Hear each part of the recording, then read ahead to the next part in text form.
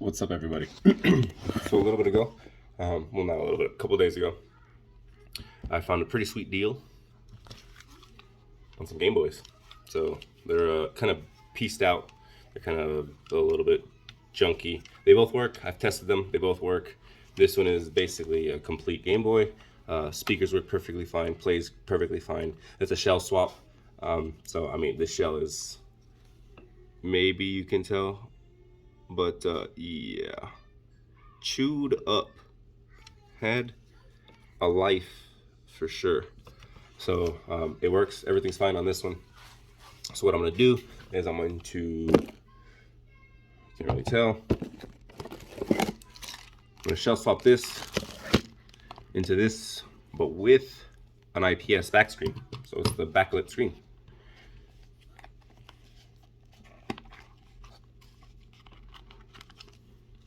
So it's got everything in here.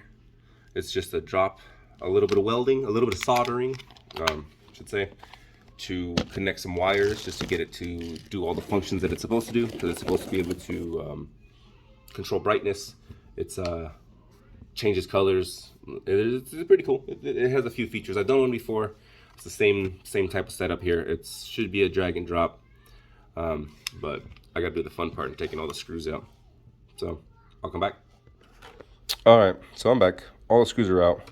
This is the fun part. So this thing was definitely never opened before. Some of the buttons were hard to just, or some of the screws were hard to just get out. Oh, that was easy. So generally, I talked about this in my past videos. Plastic spudger, super great tool. A little bit of an angle on it so that you can get in there and pop open any plastic stuff. You can kind of crowbar your way in there, but it's made out of plastic, so it doesn't hurt the console or whatever you're working on. It just it gives you some leverage. You're not using a butter knife or something that's gonna mess up the plastic. So plastic spudgers, always useful. All right, let's pop that open. There's that. There's the inside. Now the inside of a Game Boy has 1, 2, I think there's 3 screws, right? Yep, there's a third one. 3 right there. So uno, dos, tres, gives you a nice triangle. There is the ribbon cable that's connected up here. There's these 2 switches on the side, on either side.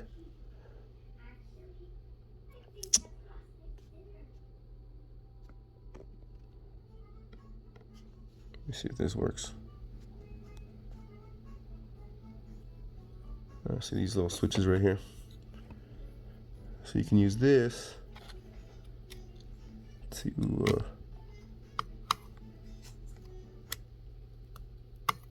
flick that up. So now that's disengaged, and that allows you to pull the ribbon cable up. So you do it to both sides, and it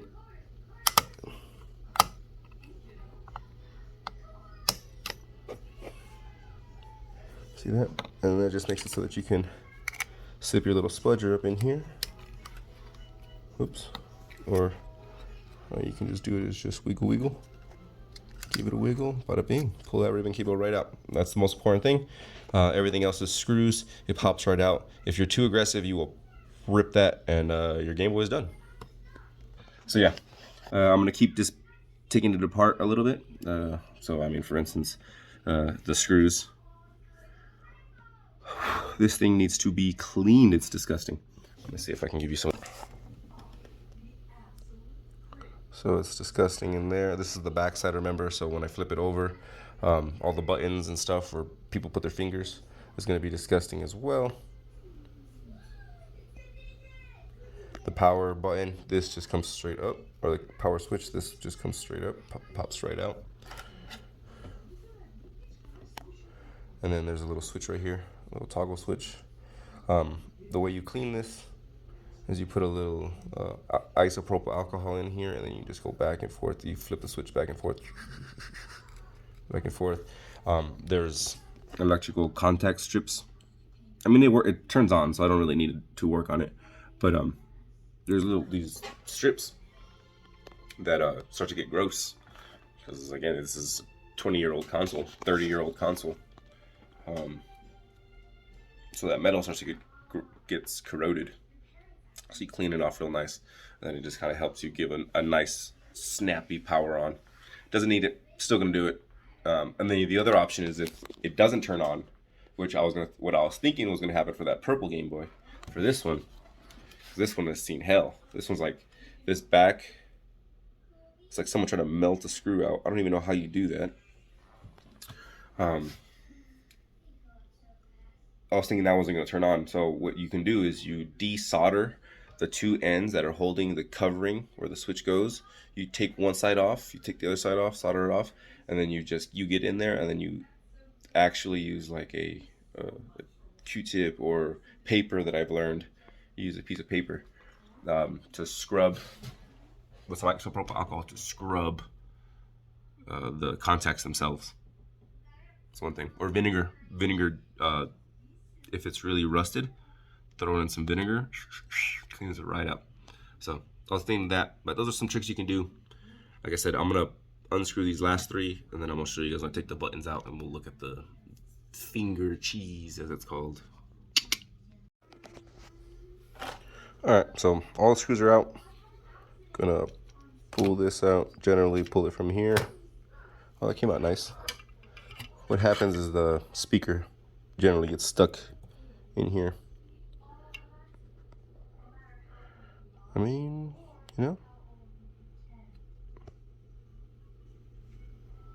not too bad. Well, there's the button.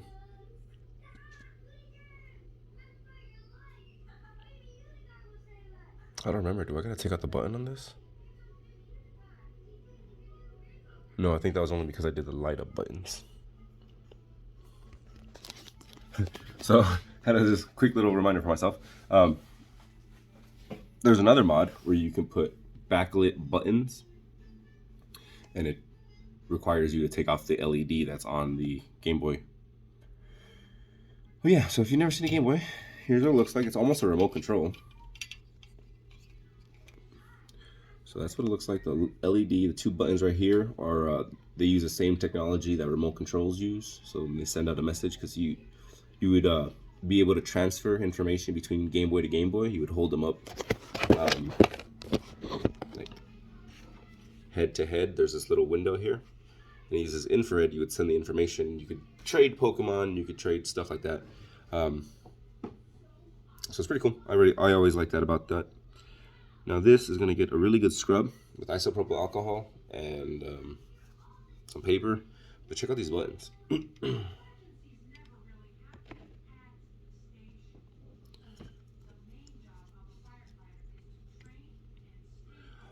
Ugh. Finger cheese.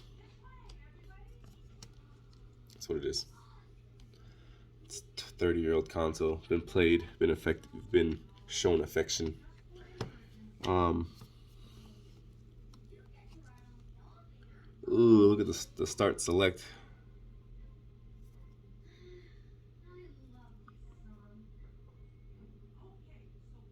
Gross.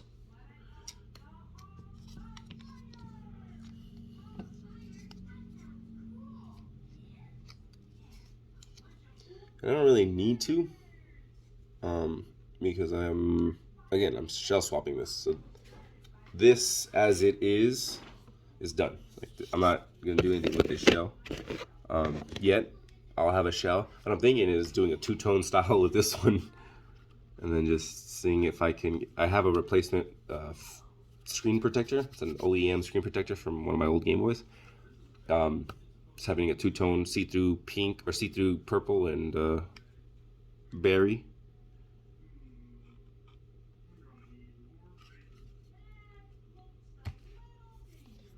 Okay, so this is the shell.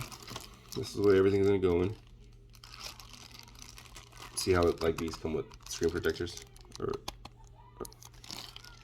the lenses. I'm just gonna make sure this has screws for the backside. It does. All right, cool. So I don't really need to worry about taking off this part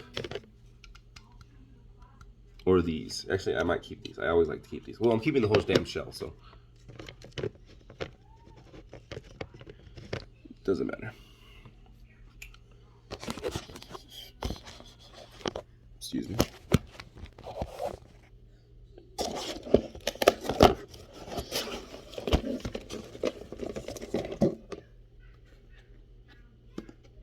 Alright, so I'm gonna start setting this up. Like I said, I'm gonna clean this nastiness first. The switch, the buttons, the gummies. I think it gives me buttons.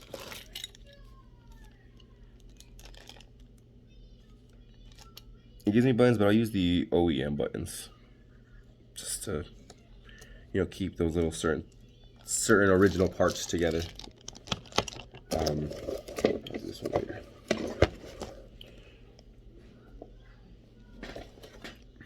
You know, you'll have a upgraded, modded Game Boy with mostly original parts, all the OEM. The speaker's gonna be the same. The speaker's loud. That's all good to go. Like I said, I'm gonna clean this up. I might even reflow. There's no need. Like I said, there's no need.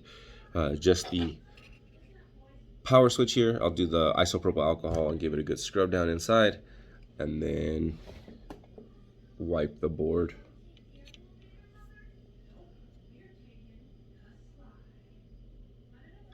All right, I'll be back.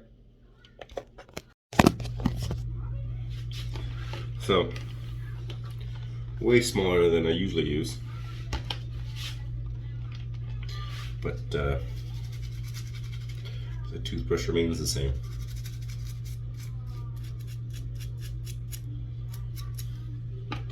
Hoping it looks good at the end. I've never seen an orange Game Boy. Well, I've seen the, like, I don't know. The reason why I wanted to get it is because see-through consoles are cool. Speaking of see-through, so I won an auction and there was a bunch of stuff on it.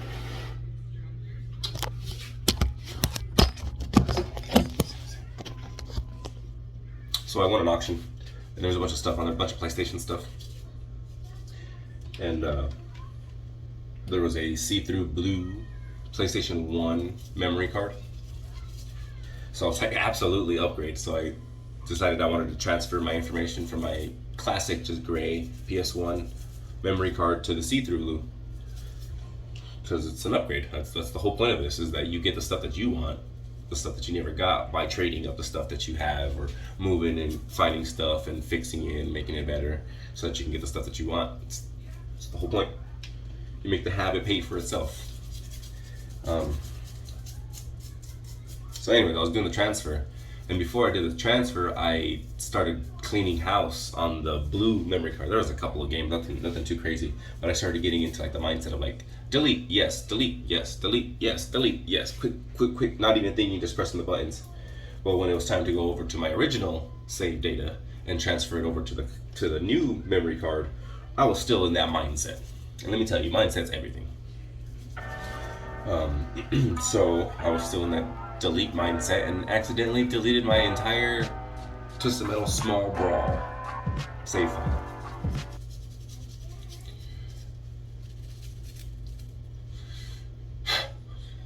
Incredibly frustrating. I wasn't too far into it. I think it was like 30%, it said. But I had unlocked Axel. I had unlocked, who was the other one you have to unlock? Sweet Tooth. I think you have to unlock Sweet Tooth by setting the fire. So that was gone. All the unlocks, I had a bunch of the endings unlocked for a bunch of characters that I didn't really want to play, like Mr. Grimm, Twister. I had just finished Warthog. So, you know, there was progress on there for sure. Not nothing, but I gotta do it all over again. Like, that game is tough, so you have to, like, in order to unlock people, you have to beat the game on hard and on medium. So I'm just gonna have to beat the game on hard now. I already know how to play, I remember how to play, it's not anything too difficult. But yeah, that sucked. That was a bad day. Or yeah, I mean it was a couple nights ago now, but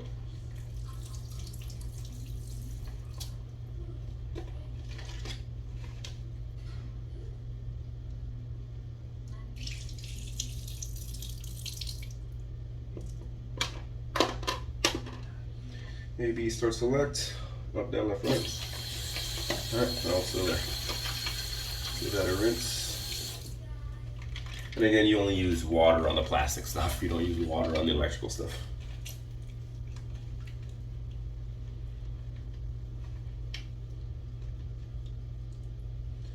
Might be a little bit later when I actually do the soldering and stuff. I'm getting hungry.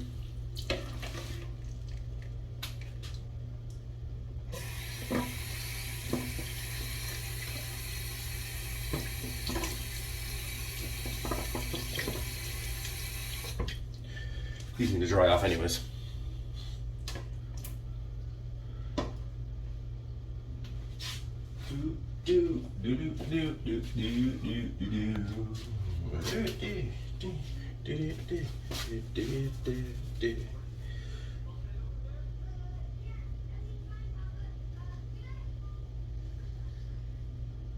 Alright, so I'm gonna let these air dry a little longer. I'm gonna go make some food. I'm getting hungry. And I'll hit you guys up when I start to solder some stuff. Alright. Brush my teeth, comb my hair, woke up a little bit. So, a couple videos. Well, I don't know if you guys know this, but I'm quite vocal on the YouTubes. I just comment a lot on other people's stuff. But I commented on one video. And, oh yeah, it was about blowing in the cartridge. You should never blow in the cartridge. Don't blow in cartridges. Your mouth is a disgusting place, especially your mouth. So you don't want to blow in the cartridges because it'll over time cause erosion to the pins that the system needs to connect to so that it can read. So don't blow in your cartridges. NES, Super Nintendo, old, it doesn't matter. Game Boy, doesn't matter. Don't blow in them. It's gross. Use isopropyl alcohol and a Q-tip, or so I thought. So, you know, I posted like, hey, you know, don't blow into your cartridges. It's bad. It's for the cartridges. So I said you should use isopropyl alcohol, rubbing alcohol. They only had 70% when I was looking. Stronger the better. And instead of the Q-tip, because it does leave residue, little filaments that are left behind when you clean. You need to kind of like go back and pick them up. Use paper. You dip it in the isopropyl alcohol, and you use the paper to clean the spots. Excuse me. Excuse me. Oh, damn. Excuse me. Use the paper, dump in the isopropyl alcohol, rub the spots. The compressed fibers are closer together, so it doesn't leave anything behind, and you're able to get that abrasiveness enough that you can clean whatever you're cleaning. So I'm gonna try it out. I'm gonna grab my light first.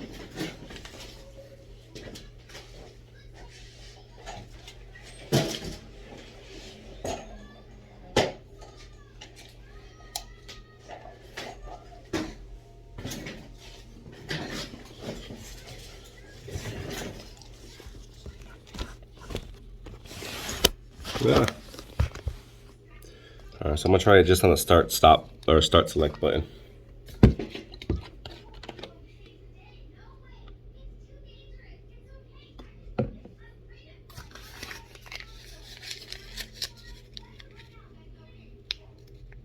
All right, so I'm gonna soak it here. And when it's nice and wet, yeah. Okay, yeah.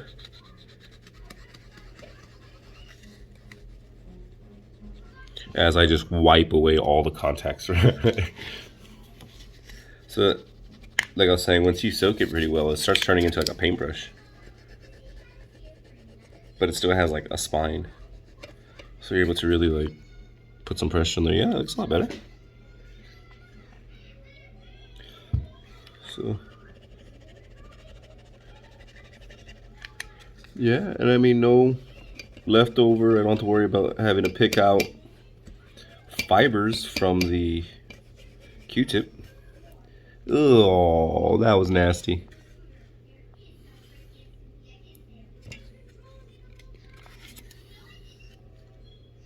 Alright, well that's okay. Well, it's not perfect, that's for sure.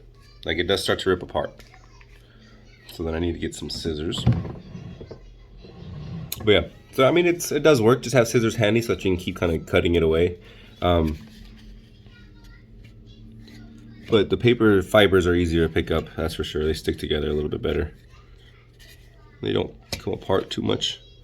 But yeah, I would say it was just, you know, cut it so that you would keep in touch with this roll, so that way it doesn't start to completely deteriorate on you.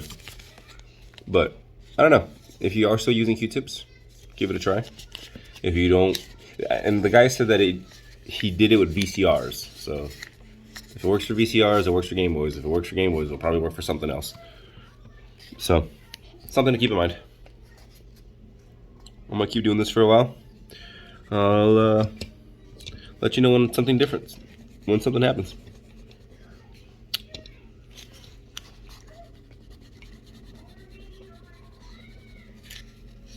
Oh no, don't do that.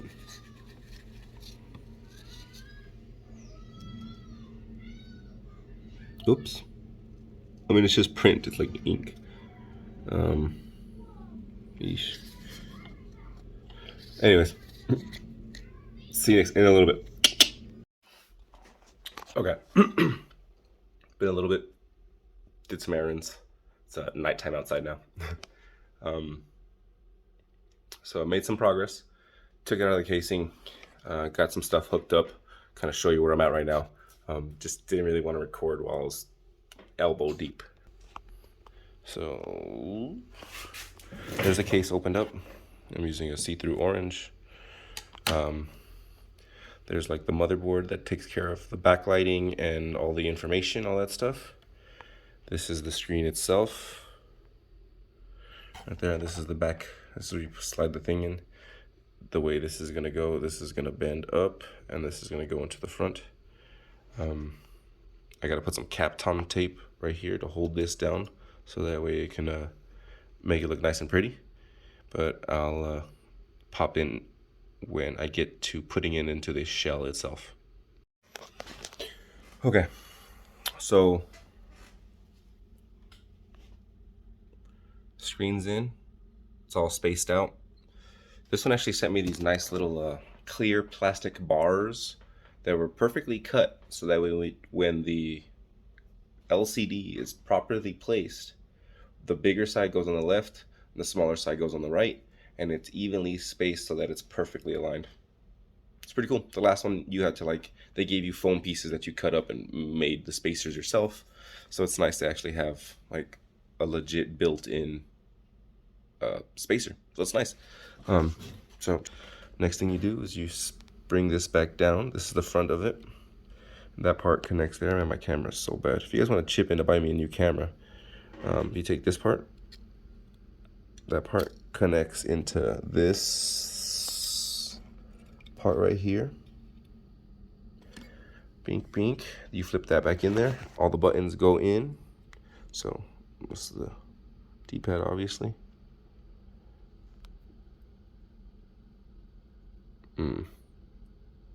These buttons are kind of still nasty after I scrubbed them. And the thing with the buttons is they will always go in the right place. They're, yeah, I'm just going to use the other buttons they gave me. That's unfortunate. I wanted to use OEM buttons, but these buttons are really nasty. So yeah, so the next video I'll have it put together and me playing something. When I tested, I was playing some Power Rangers.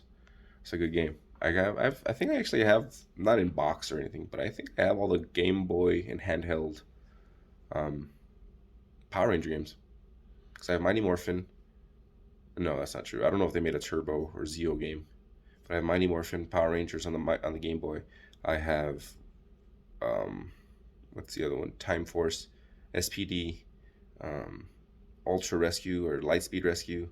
I have a few of them. I'll go through them. Eventually, I'll do a my game collection, or I'll do like a my handheld collection and just talk about them. And that, so just keep an eye out for that video. I need a better camera, damn it. But yeah, so the next video will be definitely it all together. What's up, everybody? So, had a little issue when I was trying to button everything up on the Game Boy last night. Didn't really go the way I wanted to, so I just took a break. Went over to a friend's house, played some games, checked out Starfield,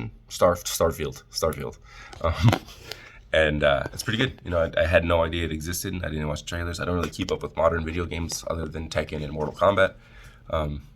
But yeah, I mean, I didn't know it was a Bethesda game. I didn't know what was going on until like the control was in my hand. Came out pretty good. It's supposedly Skyrim in space, and it feels very Fallout 4, like as far as like the top-down feel. They learn from their mistakes, but it feels good, plays good. It's an RPG. You already get to select like traits and characteristics and all that stuff. Feels good.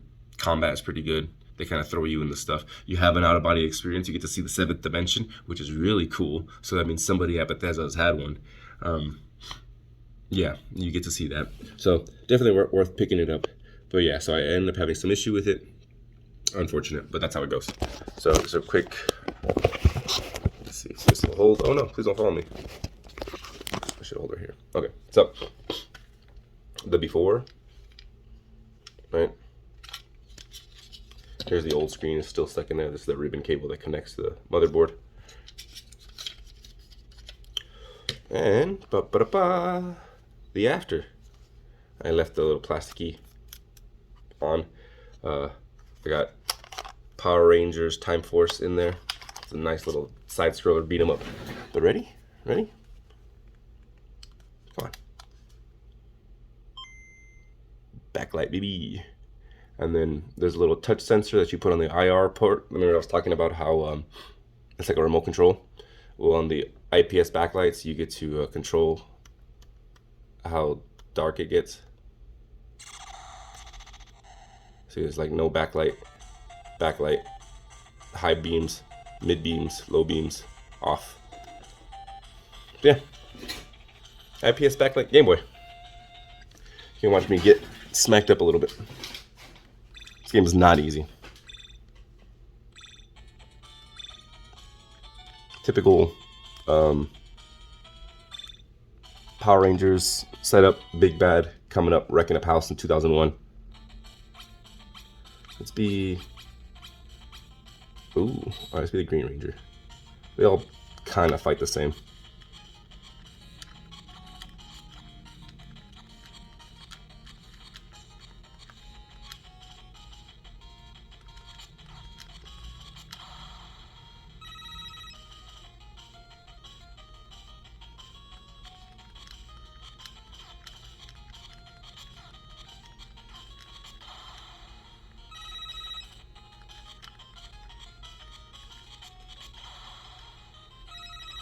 You gotta like punch and walk away.